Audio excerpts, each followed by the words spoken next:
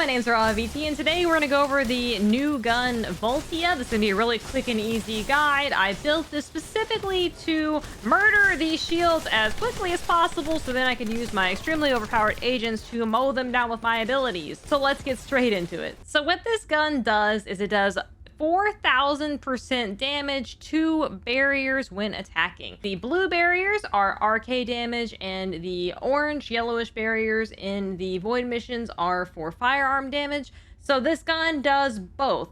If you are struggling in the new missions, this gun will fix your problems, okay? On top of the extra barrier damage, it does arc lightning and massive damage to a bunch of enemies at once, and it's just really fun. It's a fun gun. It's loud. It's lots of lights, and then when you get the skin from the battle pass, it changes the beam color from blue to a nice gold color, so it can match your bunny as you run around. It's really fun, very nice, and I really enjoy it. It actually might even replace the Thunder Cage for me. This might be the go-to gun for the next patch update with their new exciting hard mode mission, so I think I might build it for that as well. So that's what this gun does, and now let's get straight into the build. So the important thing about this gun is we wanted to do maximum damage as fast as possible, so we want to make sure that we are running a fully stacked super conductivity charge, which will increase the charging speed of any beam rifle.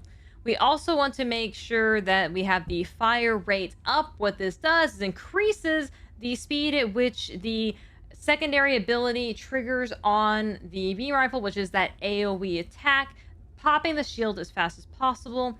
I have added quite a lot of crit on here with the marksman and the better insight and better concentration, getting as much crit as possible. Action and reaction, of course, increases our base firearm attack for more base damage, increasing the recoil, which actually on this beam gun is not near as bad as like the King Guardian's lance, which is really nice. And then we have, of course, more bullets, so we can kill more shields and keep going for longer. Rifling reinforcement, once again, increasing our firearm attack as much as possible, and then adding electric enhancement to help increase the base damage of the weapon itself. And then, of course, there are two ways to do this particular build, and it's going to be changed with the special mod. Okay, so when I am running around and doing the dungeons and things of that nature, I use spray and pray because basically whenever you land a firearm critical hit, rounds are not consumed for 3 seconds. The reload time on this gun is not fantastic, so the less reloading, the better. Like I said, I use this gun to pop the shields immediately, and then use my abilities to mow down the mobs using either Bunny or Freyna or Viesa or anybody with a lot of AoE that just mows through these dungeons. So really, spray and pray helps me maintain as many bullets as possible in my gun, so I'm spending less time reloading, so I'm able to kill more shields at once, so I continue through the dungeon faster. However, if you are wanting to use this gun in more of a bossing type area, you can exchange spray and pray for high voltage plasma, which is really nice. They both use the same Xantix slot, so you don't even have to level up the gun one more time to do this. So what high voltage plasma does is whenever you hit the same target consecutively, you increase your electric attack by 1.6% and reduce the target's defense by 1.5% up to 20 stacks. So reducing the defense of the boss helps you do more damage both with your gun and your abilities. So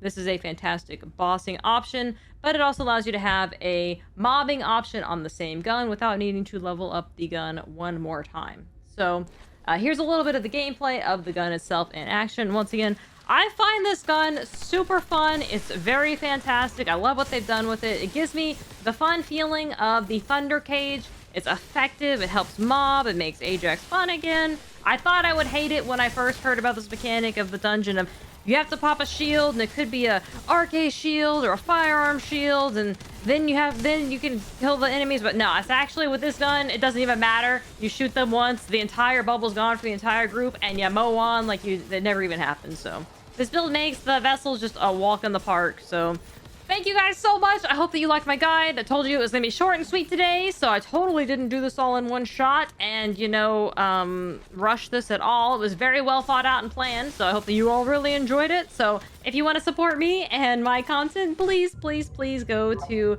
VT #9304 in your social screen in game and add me as your creator. This will help me make more videos like this in the future. I do have a really cool Keelan build and Sharon build coming up next, so look forward to those as we fill this holiday season with content until January with our new hard mode stuff coming out. I'm really excited. I'm super excited. There's some great stuff. The devs did a wonderful update with this last patch, and I can't wait to see in Season 3 what they do with the more in-game content, and in the rest of Season 2, I'm ready for the hard mode dungeons that test our abilities to the max. So I look forward to seeing you guys in game. Have a fantastic evening, and if I don't see you before the holidays, happy holidays.